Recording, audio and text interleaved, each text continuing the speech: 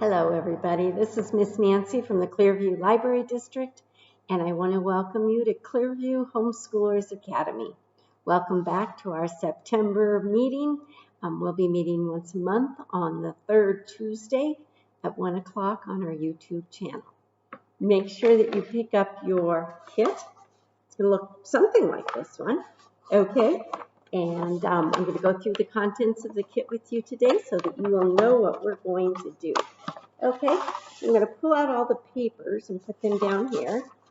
Okay, and I have the rest of the contents of the kit separated into 3 different groups. Okay, so one is the button and the string, which were in a little bag, are one of the crafts. Okay, one of the crafts is the little votive candle, a nail, and a piece of gray poster board. Okay. And then the third craft is going to be a whole bunch of strips of cloth and some cotton balls. Okay? Now, I want to go through a couple things that you're going to need from at home. Okay? To do with the candle and the poster board, you either need a rock to pound the nail or a hammer. Now, I would prefer you use a rock because it's more likely that kids in the time period we're studying would use the rock, okay?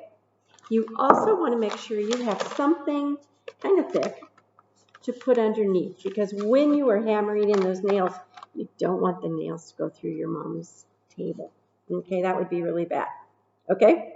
So try to have something thick, some big stack of newspapers, a couple pieces of cardboard, 2 or 3 magazines, that kind of thing works really well. Okay? Now, I also think it would be a very good idea for you to have a good pair of scissors. Okay? So make sure you have scissors, some padding, and a rock. Okay, excuse me, I just dropped something. Okay. So, first thing we're going to look at in your kit is this. It says snap a pic. Please take a picture, adults, of your kids doing the activities or interacting with me on the video and send them to me, Nancy, at clearviewlibrary.org. I would love to see them doing this. I think it's going to be really fun. Okay, so snap a pic. Okay, now you're also going to find this and then some coloring sheets. Okay, and these coloring sheets are coloring sheets that show some early schools like the one that children would have had in Windsor. Okay, so we'll set those aside. You can do those whenever you want to. Okay, our unit today is about schools in the past. And one of the reasons that we are picking some of the units we are is because we have a really good relationship with the Windsor Museum, and they have Homeschoolers Day at the museum. And they are going to do one on pioneer or early schools. And so make sure that you read down here on the front, adults, because you can go to the museum and do a program with them, and it will go with the program that we do in Clearview Homeschoolers Academy. Okay, so make sure you read this part. Okay, so the name of our unit is Blasts from the Past, and we're going to look at how kids went to school in the past, in the early days of Windsor, what kind of activities that they did, what school was like for them. Okay? So some more homeschool day at the museum information on the top of the second page, and then we get started. Okay? We're going to find out about schools by doing some research. And if you look through this, there will be some information about a couple different sites that you can look up on the internet. Now, I'm not going to go through these with you. This is something that you can do with the adults at your house. But the first one is the Library of Congress. And the Library of Congress is the biggest library in the world. It's amazing. And you can access it online. And you can look at lots of old documents and photographs and journals, maps, all kinds of really cool stuff. So this link is going to take Congress, and you are going to be able to look at some pictures of old schools. Now, we say the word pioneer, but we're really looking at the time a little past the pioneer movement when people had started to settle into towns like Windsor. Okay, so we're looking at the late 1800s, the early 1900s as the time that we're talking about today. Okay, we know that Windsor was founded in 1890, if I remember right. Okay, so you can look through the Library of Congress there, and then it asks you to write about what you think of the schools that you saw. So you have some room to write, okay? And then the second link is about going to school in pioneer days. And this article is really fun to read. And if you want to ask an adult in your house to help you read it, it's a little bit long, but it's really interesting because it talks about what kids do on a daily basis at school and how they're grouped, how all the kids are in one room, no matter how old they are. It's pretty fun to read. It does talk about a school in Iowa, but I don't think it would be very different from what an early school in Windsor would have been like. So it's a really fun article to read. And then I'd like you to write about what you would like about going to a pioneer school. And then also from reading the article, what would you not like? What did you not like the idea of? Okay? Number 3 is the Colorado Virtual Library. That's also another place that's a really good website to go to find historical information, especially about Colorado. So go to this link, and that's something you can do for other projects too. And you're going to see some pictures of schools, and but they are Colorado schools. And then you can pick which school you would like to go to of the ones that you see, and write right there. Okay? Now, next in your packet about this unit are some games that you could play. And we're not going to try to play those games online. These are games that if you have some neighbor kids or some relatives that come over and you can get a group together, they would be super fun to play. So you're going to see Dare Base and Blind Man's Bluff and Chain Tag. Chain Tag looks like the one that I would like. That's the third one. So make sure you read through those, and then sometime when you have enough people at your house, go outside and play some of those early games. Those are games that were probably played at recess outside of our pioneer or early Colorado town schools. Okay? Now we're going to go on, and I'm going to show you the crafts. Now my best suggestion would be that you watch this the first time through. Don't try to do it with me. And then finish your packet and do the websites and do your writing, and then come back and watch it again so that you can do the crafts with me. Okay? Now, have the adults watch them too. That'll help you. Our crafts are not difficult today, but they might take a little bit of adult help. Okay? So our first craft is a Pioneer button spinner. Okay? Now that's the most simple of our crafts, and you will need the button and the piece of string. And you can see by looking at this button that my button has 2 holes. Now some of your buttons will have 4 holes. And if your buttons have 4 holes, make sure you do 2 holes across the triangle so that those 2 holes are exactly in the middle. Okay? That would mean that there'd be another hole up here and another hole down below. And you're going to go through those 2 middle ones. Okay?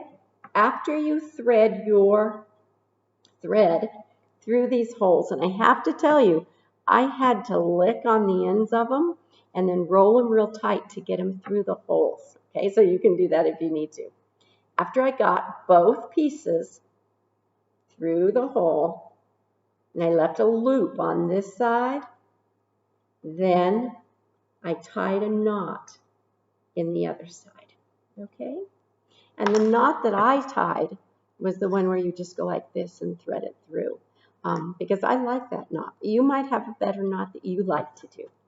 Okay? Now, this is a bit of practice, and I'm not sure I'm very good at it yet, but you're going to put one finger through each end, put some slack in it, and start twirling it like this. And you're going to twirl and twirl and twirl, and I can't tell you enough times that you need to twirl for a really long time. And don't hit anybody. I'm hitting my computer with it, okay? But you're going to, whoa, twirl and twirl and twirl, and keep twirling. And you're going to feel it start to tighten around your fingers, but you want to keep going. Like, I haven't twirled enough yet. And if you get really, really a long time twirling, then you're going to have a better pull when you do it.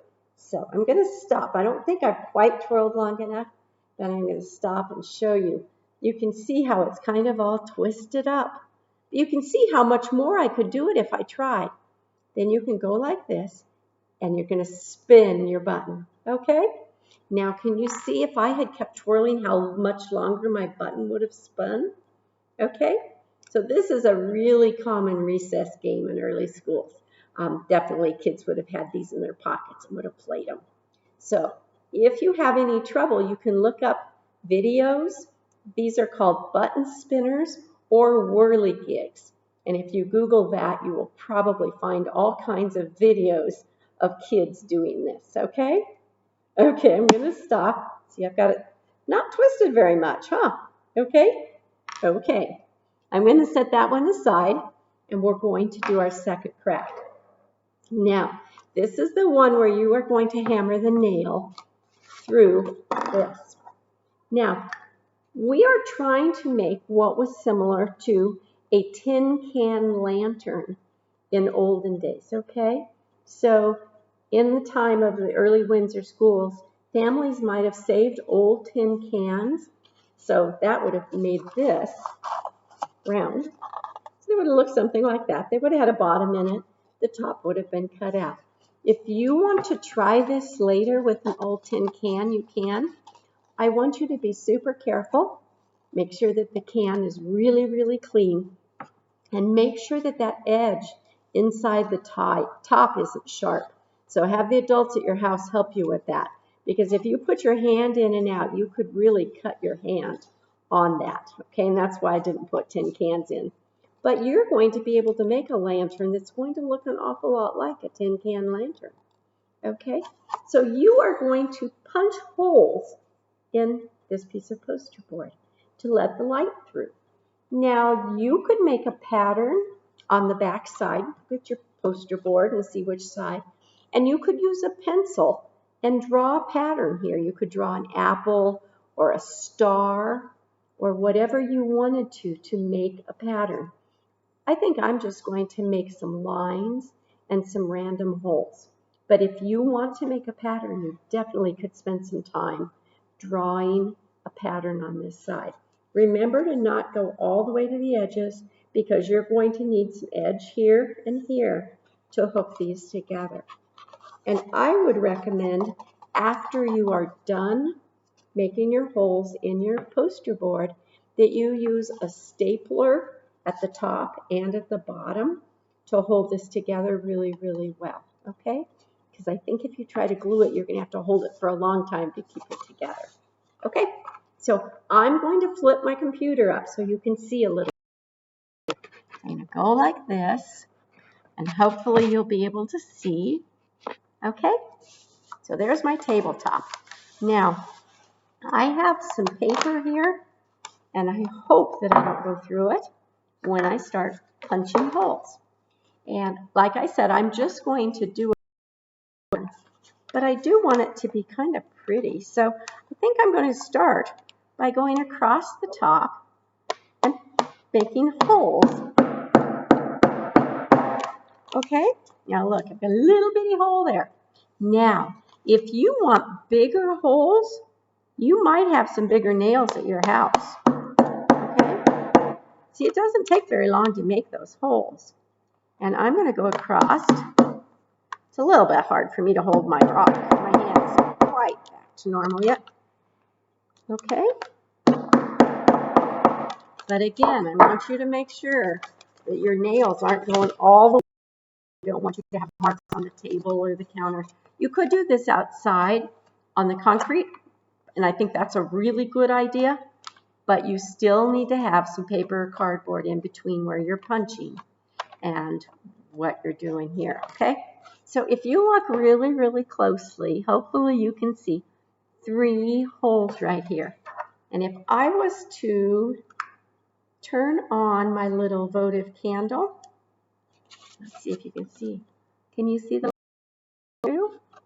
Yes, you can. Okay, so that gives you an idea of what this will look like. When it is all finished, you will make it into a circle, and you will set your candle underneath and set it on top like that. And anywhere that you have holes, especially in the dark, the light is going to come through. So, is 3 holes enough? No. You're going to want to do a lot of holes so that there's a lot of places for the light to come through. Okay? Now, these are little battery-operated candles. In the days of the early Windsor schools, they would have used actual candles in these, but we're not going to do that, okay? So that is your second craft. I think that one's going to turn out really good.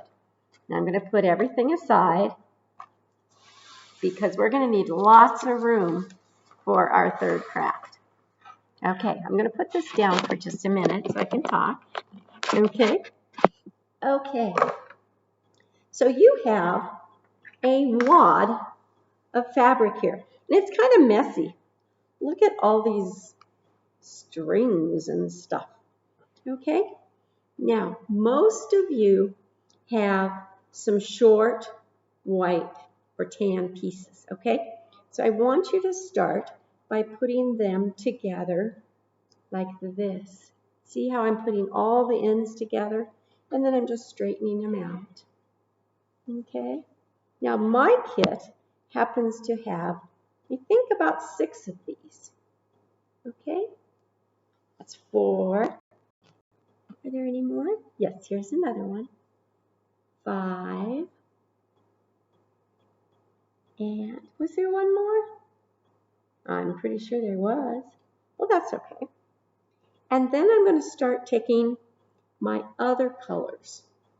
Okay, so I have a green here. Now, you will notice that these fabrics don't necessarily match. This is going to be a ragdoll. So if you were a child in early Windsor and you were going to make a doll, you would use whatever scraps the adults at your house had. You wouldn't go to the store and buy the stuff to make the doll. Okay? So all of your strips need to be the same length as the white fabric. So I'm going to take scissors and cut. Now, I don't have to be completely, totally accurate, but it's a good idea if I'm kind of close. So see how these are pretty much all the same length at the bottom? Okay, I'm going to do that with all my pieces of fabric. I'm going to cut them all pretty much in half, okay? So that all my pieces are the same length. If all of my pieces are the same length, then when I am all done, my girl doll won't have long pieces in her dress, and my boy doll will not have a leg that's longer than the other one. Okay? So you're going to take all of these other pieces, and I would not just cut them in half. Oops, I'm going to cut some strings off, okay? If you have as many strings as mine, you're going to have to do that too. I would not just cut them in half because they might be different lengths of fabric, okay? Can't guarantee you what you got, okay? So just take one of the white ones, fold it up, cut it off to match the length of the white one. Okay, and I'm just going to go through and do that with all my fabric. Now, it's possible when you get your kit out that all of your pieces will already be the same length. That could happen. Okay, so that's good. I got the red one done. There's a big old wad of string. Here, I'm going to pull one of these. Okay, put it up there. Pull it down. Yeah, this is one I'm definitely going to have to clean up a little. And some of these you can just kind of pull. Like that one, maybe. You're going to have fun with this. There we go. Okay, so there's the length of the white and cut. Now, it's possible that you will have a white piece that's longer, And so you do want to hold them up and kind of measure them and see that they're all kind of sort of the same length. Okay? Let's see, how many more do I have? Oh, look at this. Do you have ones like that? I'm going to cut some of this out. Well, maybe not. There. Okay, got another piece I can do right there. So I'm going to hold it up again. And cut it off. Now you might have some short pieces that are just a little bit longer than others. And if you want to, you can trim them so they're all the same. Keep those little pieces of fabric. You might need them. Okay? So what else do we have? I think I have 2 more pieces. Look at this mess. Okay? 2 more. I'm going to cut some strings. There we go. Now, when you're making your boy or girl doll, you are not really going to be able to control too much what colors show up, okay? Because they're all going to be wrapped around together. So don't worry too much about that, okay? Now, there we go. Look at the wad I have left to throw away. It's just all strings. Okay? So this is the last piece I need to cut. This fabric right here is something that would have been really common in early Windsor times. It's called mattress ticking, and that would have been a common fabric. Also, some of the fabrics that they may have had at that time in history are from flour sacks. Flour used to come in these giant sacks that were like 50 pounds, so they were big. And the fabric was really pretty pieces of fabric. And so when a family had used all their fabric, they would keep the sack and make dresses and tea towels and curtains and shirts out of it. So they were really good about using everything that they had. Okay, you may have one of these. This can make a bonnet if your doll wants to have a bonnet. You'll just fold it in half. Okay? So you have this wad, and it's a lot cleaner, and they're all kind of sort of the same length. I want you to pick one of these pieces and set it aside because you are going to need some little pieces of fabric. Okay? So I'm going to take a green one and just set it aside, and then I have this bunch right here. Okay? Now, once again, I am going to set my computer up so that you can watch what I'm going to do. And this is a good activity to do on the floor because you will be able to really spread out. I can't spread out completely, but I think I'll still be able to show you pretty well how I'm going to put it together. Okay? Okay. So I'm going to put my computer up again. Stay. I'm going to go like that. Okay? It would be nice if I could get just a little more. Okay. So first of all, I'm going to take 3 pieces of fabric. And it doesn't matter what 3 you take. Okay? And it doesn't matter whether you have the front or the back out. Okay? No big deal. Okay? So I have 3 pieces of fabric here. These 3 pieces are going to make the arms of my doll. So I'm going to put all the ends together. And then this is the same knot that I used when I did our whirligig. So I make a circle, okay? And then I put the ends through it, okay? Well, maybe I want to make my circle a little farther down. You guys know how to do this? See, there's a hole. There we go. My pieces go through, and then I'm going to try to make that knot go clear to the end as much as I can. Keep those little 3 pieces out there, okay? And you can take these and pull each one to make the knot tight, okay? Have a good tight knot. Now, do you know how to braid? If you know how to braid, you can get started. You're going to go over with the outside, and then over with the inside, and over with the outside, and over with the inside. Now, if you don't know how to braid and you are struggling with this, ask an older sibling or an adult in your house, because braiding is fun and there's so many things you can do with braiding. So it's something that you will learn, and if you don't know it yet, you'll have fun learning. Okay, so look at how neat that looks. This, like I said before, is going to be your Ragdoll's arms. And try to braid fairly tightly if you can. Don't worry about the colors. Okay? And we're going to pretty much try to braid clear to the end. Now, a little trick if you're having trouble braiding is to lay your piece down on the table and run a piece of tape across. I don't know if you can see where I am. There, over the knot.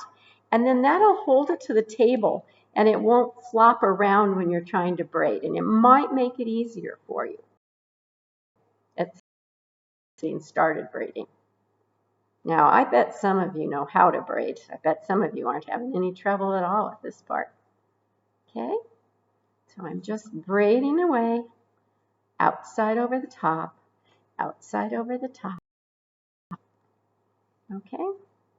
And when I get to the point where I'm kind of far down, I am going to just stop and set it aside. Okay? We don't know how long our Ragdoll's arms are going to need to be yet, do we? Okay? So I'm getting kind of close to the end. Okay? And I'm going to set it aside. So this is what it looks like now. And it'll stay. It won't come unbraided too much at the end while we work on other things. Okay? So there it is. I'm going to set it to the side. And I'm going to take my little piece of extra fabric, and I'm going to have this be ties for different places on my doll. So I'm going to cut it about in half lengthwise. And again, this is something that if you need the adult to help you, you can sure ask for help. The other thing that you really need to be able to cut this cloth is a pair of OK scissors.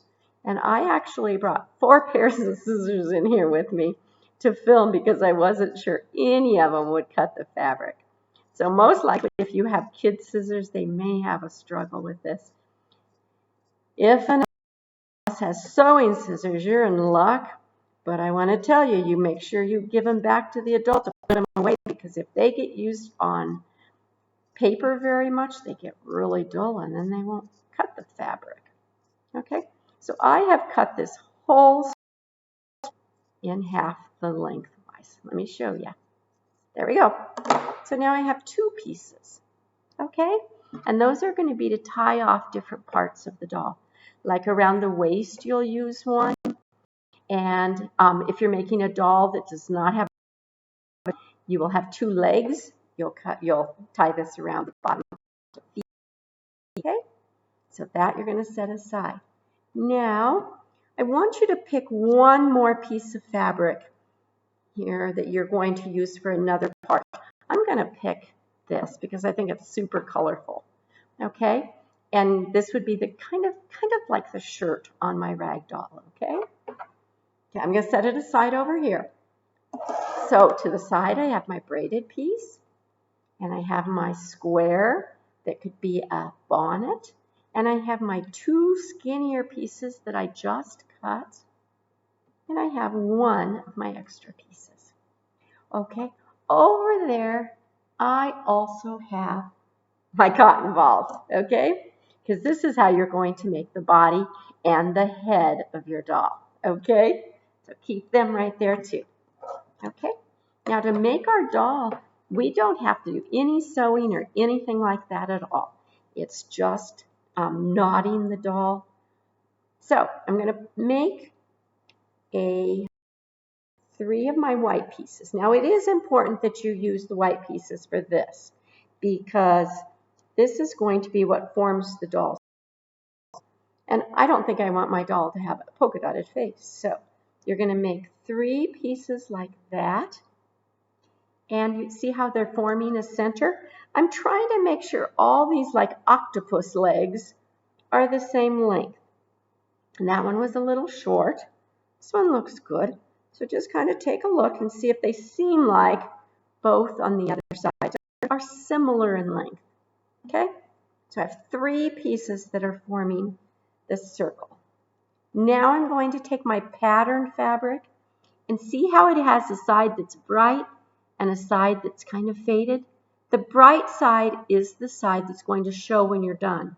So you're going to start adding pieces to this, but you want that bright side down and a little bit, okay? So put the bright side down and just start filling in between with your colored pieces and just use them all up, okay? Doesn't matter how, it's going to make a bit of difference, okay?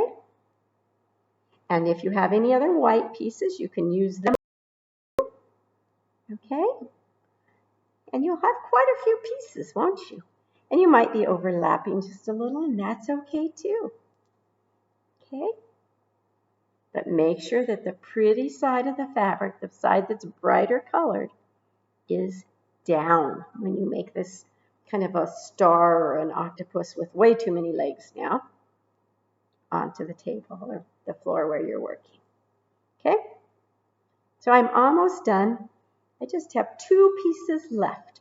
Here's a good place for one of them. Did you see that? I almost put it down wrong. I almost put it down with the dull side down. Okay?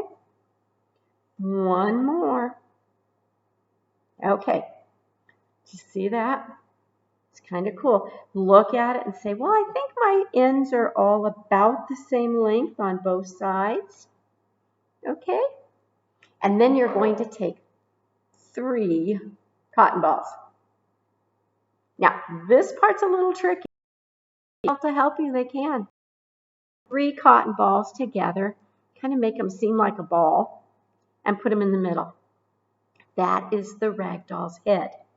And then you're going to take your hand, slide it under here, and grab this at the very bottom of all that fabric and fold it around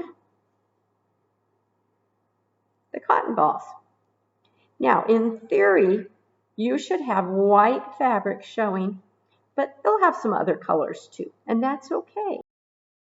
Can you see how I'm trying to pull it tight? Pull all those pieces down, okay? And I'm holding it right below. If you've ever made a cloth ghost at Halloween or anything like that, this part's a little bit like that, okay? And see, now I have all these pieces hanging, and I have a head. You will definitely want to have an adult help you with this. You're going to wrap one of the skinny pieces all the way around, and then lay it down and tie a knot, okay? And I'm going to tie it really tight, and I'm going to in a complete knot. That's 2 ties, okay? Okay, now let's look at it. It looks to me like I could pull some of my white pieces just a little tighter. See, I have little puckers here and there. Just see how it looks after I play with it a minute. Okay, you might find that you have some pieces that you want to tighten up, like, look, I could see if I can find it. I don't know if I can. Isn't that funny? Because you don't know for sure where they are. Okay, now look at the head, turn it around, and say, where do I want the face to be? Now, a lot of early dolls didn't actually have faces, so we probably are not going to draw a face on this doll. But we can pick a part of the round part that is more white to have for the face, okay? There's the face. Now I'm going to lay it down with the face up, okay? Now, we have a whole bunch of pieces hanging down, okay? But we are not going to do anything with the doll yet. We are going to find the arms. See, right here? And we're going to dig around in here in the middle, there, and we're going to put the arms in. Now, You have to look at this and decide those arms are going to be. Okay? Because you can see that they could end up way too long. If we had braided clear to the end, those arms would have been almost as long as the legs. So it looks to me like I braided just almost the exact. Gather these down, and I'm going to tie another one of those circle knots, putting it through, okay? But I want to put the point where I was braiding so that I can get it nice and tight, okay? And then again, I'm going to take each of these pieces and pull, okay? Okay. Now let's look at it, okay? Here's the head, here's the body, and there's the arms. Do they look about the right length? I think they do. Good. So I'm going to cut off the extra cloth over here so that I have hands, okay? And there they are, okay? Now pull all the pieces down. Make sure you have about front and about half of them in back, okay? And those ties that you put around the neck, they can just hang however you want them to, okay? And you're going to take 2 more pom-poms, cotton balls, and put them in here in the middle, okay? Because you need the body to have a little bit of heaviness to it, okay? And I pulled all my pieces around that, okay? And then I'm going to take the extra fabric and lay it across like that, okay? See how I'm laying it? And then go around like this and down. And then on this side, again, see how it's out to this side? I'm going around the back and over the shoulder. Where did it go? There we go. Over the shoulder and down. Okay? And that made my doll's body. Okay? Kind of her chest, or the upper part from the waist up. And see how those 2 pieces are just hanging? That's exactly what to do. Okay? Can you see her okay? Now I'm going to turn her so you can see her a little better. And I'm going to take half of my piece, the other skinny piece that I had. I'm going to cut it in half. Okay? Take 1 piece of it, put it under your doll.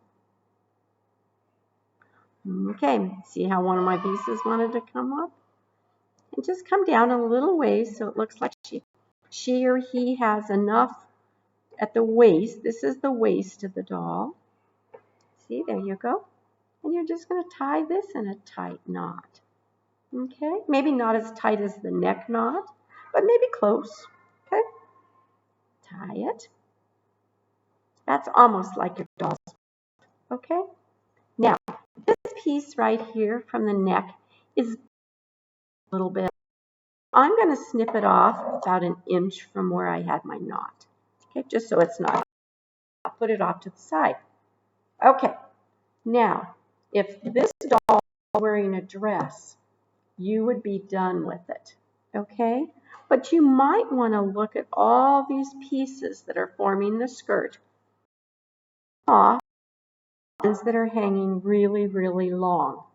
Okay, but if this doll is going to be wearing pants, then you are these pieces. Make sure you get one of the short ones on each side. 1, 2, 3, 4, 5, 6, 7, 8. Got 8 pieces right here. And then I'm going to add the short red one, 9. And then let me count 9 over here. 1, 2, 3, 4, 5, 6, 7, 8, 9. Okay, and we have a few extras. So let's go. 1 to one side, 1 to the other, 1 to one side, 1 to the other, 1 to this side, one to that, one to this side, one to that. Oh, that's a piece from the neck. I'm not going to use it, okay? One to this side, one to that side, one to that. Now, see how this is a little skinny piece? I'm just going to cut it off at the back so that it's not in my way, because we might need those pieces. We don't know. Okay? So we have half of the long pieces on each side. Okay? So you're just going to come down here, and if your doll is wearing pants, find the place where all of the pieces come together and all of them are the same length, and tie a little bow around it. Okay? And that's the doll's foot. Okay? Make sure you do a double knot. Okay? Now, on this side, we do the same thing. Make sure we get all of it. And we're going to tie another little knot around here at about the same place that we tied the other one. Okay? This piece is a little bit small, but hopefully I can do it. Nope. I need a bigger one. And you should have a bigger one there if you snipped off all your ends so you have them. Okay? Tie a little knot. Now, did you see how I tried to move it over so I have a long piece on one end? Because I'm going to need that if I decide my doll needs a bonnet. Okay? So there's two ties. Okay? And I'm going to cut the long piece off here. Okay? And you can push these little knotted pieces down a little bit if you want, because it seems like one is a little higher than the other. So pull it down a little till they're even, and see how they're even now? And then you can just trim off all of the pieces at the bottom to be about the same length. Okay? And then you have a doll with pants. If you want a bandana, you're going to take this piece, fold it in half with the printed pretty part out, fold it around your doll's head, and this one you might want to glue just a little bit here, because my doll's head's just a little bit big. Okay, but that would be add a scarf. If the bandana piece is big enough, you can tie it on with one of your ribbons, the skinny fabric. Okay, so that's the doll. If I did not want pants, I would have just left all those pieces straight and trimmed off the really long ones. Okay, so that is very much like what a doll would have looked like when kids were going to school. They might have brought their doll to school with them. They might have had to leave it in their backpack, just like you might have to if you took a doll to school. But there's the doll. They would have kept it on their bed, so it was there when they went to bed at night. So there is your Pioneer Ragdoll. Okay, I'm going to put my camera back on my computer. There we go. Okay, so here's our doll. And we have our lantern that we made, and whirly gig, okay, or button spinner, okay. So those are all things that early kids in a Windsor school might have played with. Okay, so I hope you had fun. Let me know if you have any questions. You can email me, but otherwise have fun making those crafts and doing the research, and take some pictures and send them to me. Okay. Okay, make sure you sign up to go to the museum. Okay? Okay, thank you. I will see you next month, okay? Okay, bye-bye.